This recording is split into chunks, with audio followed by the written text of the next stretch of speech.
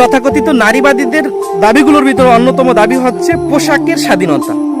তারা তাদের পোশাকের স্বাধীনতা চাচ্ছে, তারা যেমন খুশি তেমন পোশাক যেন পরতে পারে, বিকিনি পরবে, তারপর আপনার অন্তর্বাস পরে রাস্তাঘাটে হাঁটাচলা করবে, অশ্লীল অভ্যন্তর যত প্রকার পোশাক আছে এগুলো পরে রাস্তাঘাটে হাঁটাচলা করবে, কেউ যেন তাদেরকে টিস না করে, কেউ যেন তাদেরকে বাধা না দেয়।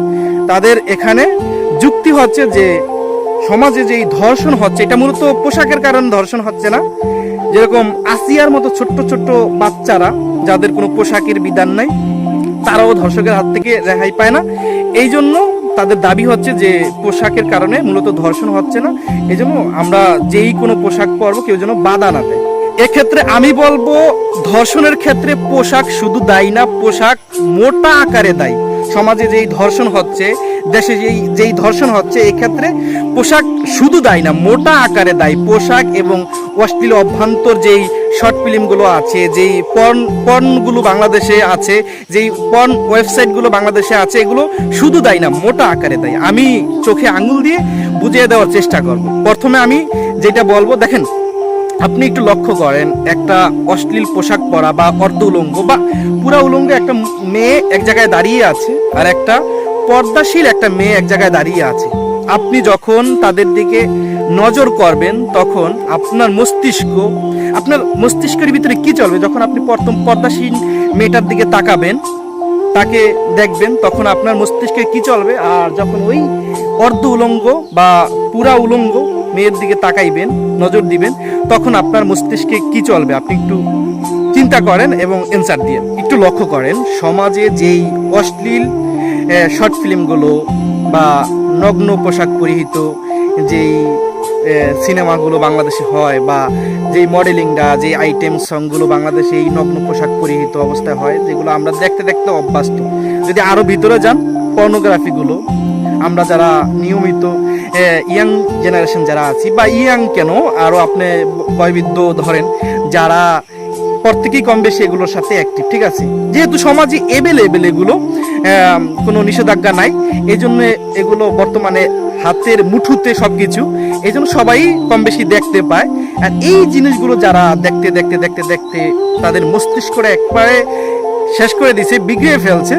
কারণ আপনি জানেন এই পর্নোগ্রাফিগুলো বা এই ধরনের অশ্লীল ফিল্মগুলো যারা দেখে তাদের মস্তিষ্ক একবারে বিগড়ে যায়। একটা পর্যায়ে তারা তাদের মস্তিষ্কের ভিতরে এরকমই কাজ করে, যদি আমি এরকম করতে পারতাম, মানে এটা তাদের আবেগে মানে এরকম হয়, তাদের ভিতরে এরকম ফিল হয়, এবং তারা চিন্তা করে যে এই পর্নস্টার বা এই অভিনেত্রী এরকম অবস্থায় দেখতেছি, যদি আমি কাছে পাইতাম, মানে তাদের কাছে পাইতে আগ্রহ জাগে, ইচ্ছা জাগে। অনেক ভাই, যদি আপনি পুরুষ হয়ে থাকেন তাহলে আপনার ভিতরে এরকম ফিল হবে। যদি আপনার ভিতরে পুরুষত্ব থাকে, আপনি আবার আমাকে মনে করেন না, ভাইবেন না যে ওনার ভিতরে এরকম হয়, উনি ভালো মানুষ না। ভাই, যদি আপনি মনে করেন ভালো মানুষ না, হ্যাঁ আমি ভালো মানুষ না, আমিও পুরুষ, আমারও এরকমটা হয় যদি দেখে থাকি। তো যেটা বলতেছিলাম যে এরকম একটা আগ্রহ জাগে যে আমি যদি তাকে কাছে পাইতাম তাহলে, মানে এরকম নিজের ভিতরে ফিল হয় যে তাকে একেবারে সিরা ফাইরা খেয়ে ফেলবে, চিবিয়ে, এরকম একটাই। তো একটা বিষয় হলো কি, তারা তো ধরা ছোঁয়ার বাহিরে, তাদেরকে তো ধরাও যায় না, ছোঁয়াও যায় না। এই ধরনের মডেলিং যারা আছে, অভিনেত্রী যারা আছে, বিশেষ করে পর্নস্টার যারা আছে, তাদেরকে তো ধরা যাবেই না, ধরা ছোঁয়া যাবেই না। কারণ তাদের প্রভাব, তাদের ক্ষমতা, এবং তাদেরকে তো হাতের নাগালে পাওয়াও যায় না। তো এই ক্ষেত্রে ওই যে মস্তিষ্ক বিগড়ে গেছে, ওই যে তাদের আগ্রহটা, ওই যে তাদের যেই খায়েশটা, ওইটা কিন্তু শেষ হয়ে যায় না। ওইটা শেষ হওয়ার মতো না, যতক্ষণ পর্যন্ত ওইটা থেকে মানে ওই তৃপ্তিটা সে অনুভব না করতে পারবে, ততক্ষণ পর্যন্ত কিন্তু তার ওই খায়েশটা শেষ হয়ে যাবে না। যেরকম আমি আরো সহজ করে যদি বলি, যারা মাস্টারবেশনে যারা অভ্যস্ত, যারা হস্তমৈথুন করে, তারা কিন্তু যতক্ষণ পর্যন্ত হস্তমৈথুন না করে, যখন তাদের পেইন ওঠে, ততক্ষণ পর্যন্ত কিন্তু তাদের ওই মস্তিষ্কে করাঘাত করতে থাকে যে কর কর কর, একবার কর, কিছু হবে না, কর, এরপর আর করা লাগবে না, এরকম করতে থাকে। যখন ওইটা সে করে বসে, তখন কিন্তু তাদের মানে বিবেক লাড়া দেয়, তখন বলে যা কি করলি, করা দরকার ছিল না, না করাই ভালো ছিল, এটা ঠিক না, গুনাহের কাজ, এরকম তাদের ফিল হয়। ঠিক ধর্ষণের ক্ষেত্রেও যখন ওই মডেলিং, ওই পর্নস্টার তাদের অভিনয় দেখা বা ওই ছোট পোশাক দেখা তাদের ভিতরে যেই খায়েশটা জাগ্রত হয় বা তাদের ভিতরে যেই চাহিদাটা জাগ্রত হয়, যতক্ষণ পর্যন্ত সে ওইটা মিটাইতে না পারে ততক্ষণ পর্যন্ত কিন্তু তারা চেষ্টা করে যে কিভাবে তাকে পাবো। তখন তাদেরকে তো পাওয়া সম্ভব না, তখন সমাজে লক্ষ্য করে যে এমন একজনকে মানে ধরতে হবে বা এমন একজনের সাথে এই কাজটা করতে হবে যারা মানে ধরাছোঁয়ার ভিতরে যাদেরকে করা যায় বা যারা প্রতিবাদ করতে পারবে না, যারা মুখ খুলবে না। এক্ষেত্রে কি করে, সমাজের ভিতরে যারা দুর্বল আছে তাদেরকে খুঁজে নেয়। ছোট ছোট বাচ্চা হইতে পারে এই ক্ষেত্রে, যে ছোট বাচ্চা তাকে ধরলে বা তাকে যদি এটা করি তাহলে সে মুখ খুলবে না, সমাজে কাউকে বলবে না বা বলার মতো না।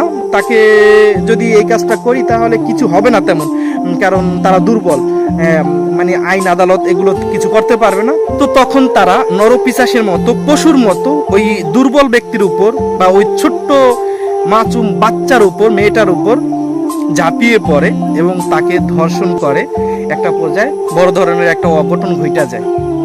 দেখেন, তো এই যে ধর্ষণ করলো, এই পর্যায়ে আসলো, এক্ষেত্রে যদি এতক্ষণে আমার কথা বুঝা থাকেন তাহলে আপনি অ্যান্সার দেন, মূল দায়ী কারা এক্ষেত্রে? এই যে ধর্ষণের আগ্রহটা তার ভিতরে পয়দা হইল, এই যে ধর্ষণের যে খায়েশটা, এই যে ধর্ষণের যেই পেইনটা তার ভিতরে আসলো, কোত্থেকে আসলো, কেন আসলো? সে যদি নর্মাল থাকতো বা ওই যে পর্নোগ্রাফি বা ওই যে নগ্ন পোশাক পরিহিত মডেলকে, নায়িকাকে যদি না দেখতো তাহলে হয়তো তার ভিতরে এই ধরনের ধর্ষণের আগ্রহ জাগ্রত হইতো না এবং এরকম বড় ধরনের অঘটন সে ঘটাইতো না। তো এক্ষেত্রে আপনি যাই বলেন না কেন, আমি মনে করি পোশাক ধর্ষণের ক্ষেত্রে পোশাক শুধু দায়ী না, পোশাক মোটা আকারে এই ধর্ষণের পিছনে দায়ী।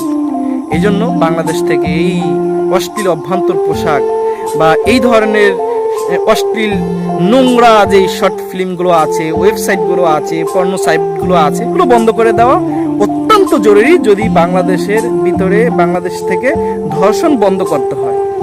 এটাই আমার মতামত। আপনার মূল্যবান মতামত অবশ্যই আমাদের কমেন্ট সেকশনে লিখে যাবেন। ভিডিও শেষ করে দিচ্ছি, দেখা হবে পরের কোনো ভিডিওতে। আসসালামু আলাইকুম ওয়া রাহমাতুল্লাহ।